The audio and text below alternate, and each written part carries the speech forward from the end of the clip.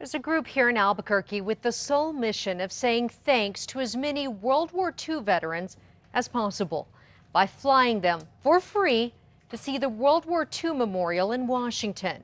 They just returned from their inaugural mission. News 13's Matt Grubbs takes us on their emotional journey on an honor flight. The Tomb of the Unknown Soldier at Arlington National Cemetery stands not only as a monument to military sacrifice, but as a promise our nation will never forget. It is a promise made good to 22 New Mexico World War II veterans on a cloudy morning in June. It brings back so many memories I hadn't thought of for years. We were just damn young kids.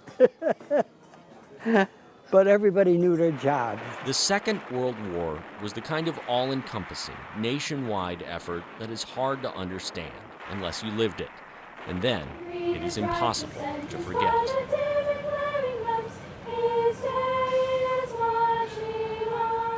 Everybody you talked to, everything you did was so intense on getting this thing done and what. You know, that whatever it took to get that done, whether it cost you your life or not, you thought, I think, more about what we had to do.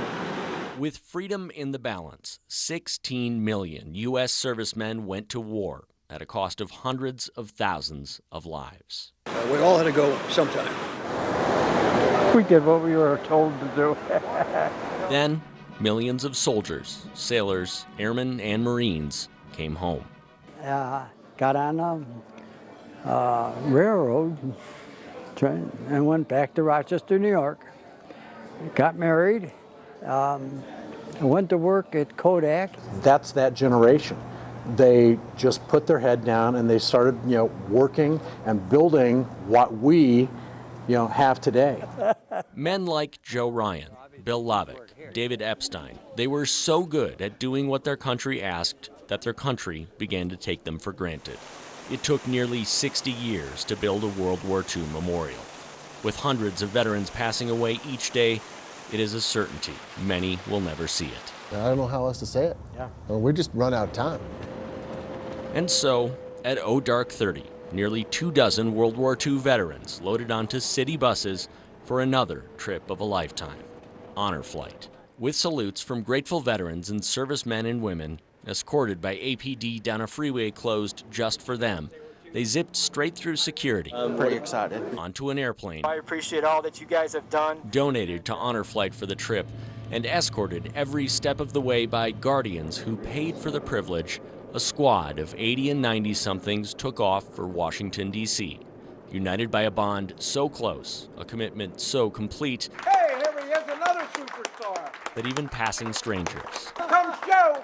These men gave all, and, least we can do is honor them. Couldn't help but to stop, shed a tear, and applaud. Because they went through something so incredible together with the common goal of securing our country and protecting our freedom.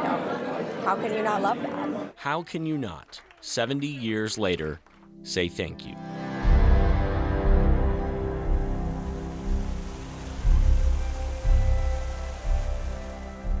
This is wonderful. Oh boy.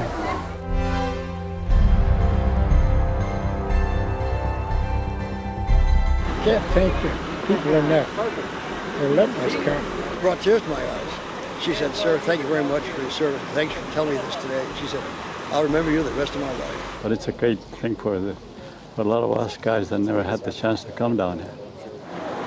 I got a few tears.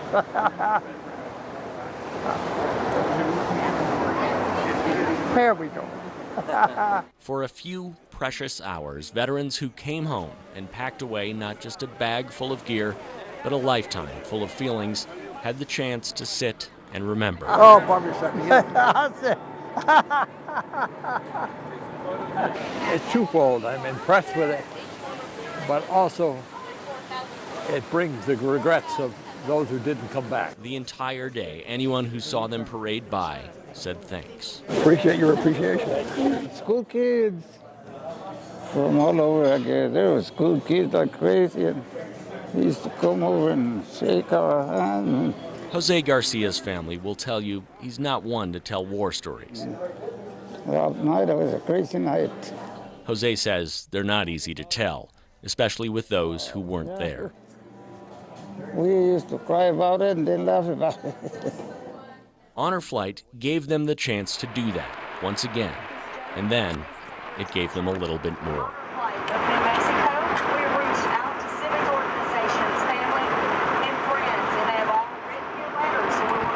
Mail call on the flight back to New Mexico, an envelope filled with letters from loved ones and from complete strangers.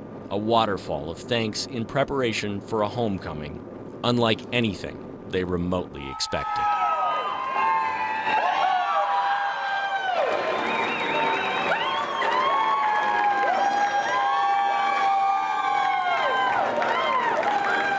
I'll never forget it. What did you think when you walked out of that door? Oh, man. The 22 men of northern New Mexico's first honor flight returned home with another lifetime of memories and the promise that all they gave, all they sacrificed will always be remembered by a nation that owes them everything.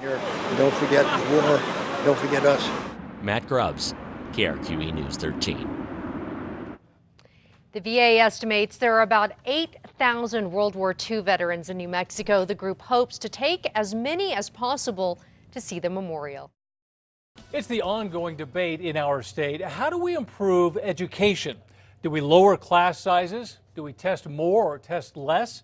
But what if there were a secret weapon, a simple class that improves student performance across the board? Some say they've found those steps to success right here in Albuquerque. Hey! Ho! Students aren't test scores. We want to be able to teach them. As the war rages outside the classroom, They didn't have enough fruit. there's a quiet battle being won inside classrooms across the state. Some of you are not finished with test 2. That's why time management's so important. A secret weapon that's improving We're going grades to continue with our writing. and test scores Who's going to be reading this paper? for students like these fifth graders at Eubank Elementary.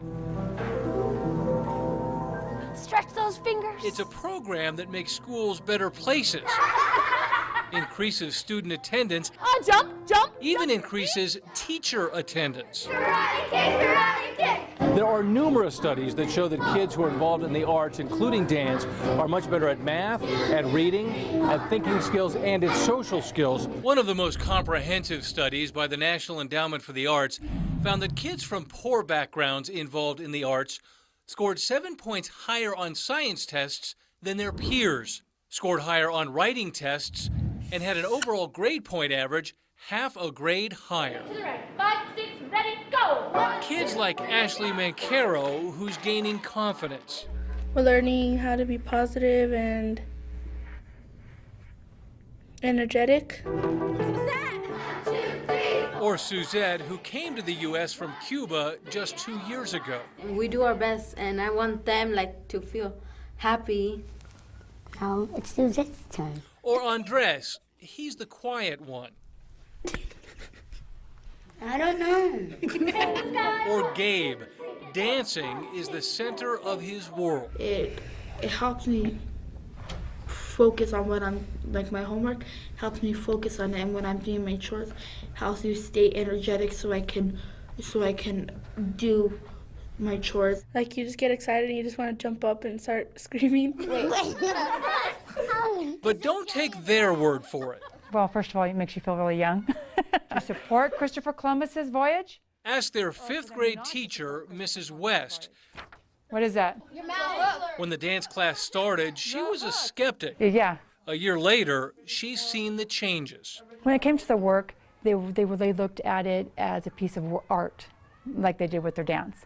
And so they wanted to make sure that it looked really nice. And they paid closer attention to their spelling mistakes. Jump! The dance teachers, like Jackie Oliver, are provided by the National Dance Institute of New Mexico, or NDI, recently named by the Wallace Foundation as one of the best arts programs in the country. Whether it's doing their homework, it's being in the classroom, it's doing their chores or making their bed, taking a test, learning not to give up, learning how to persevere, and also self-confidence and self-awareness. 5, 6. NDI's own analysis of its students over a 4-year period hints at enormous potential. First of all, scores go up. Kids who stick with NDI score 10 to 27 points higher on tests for math, reading, and science.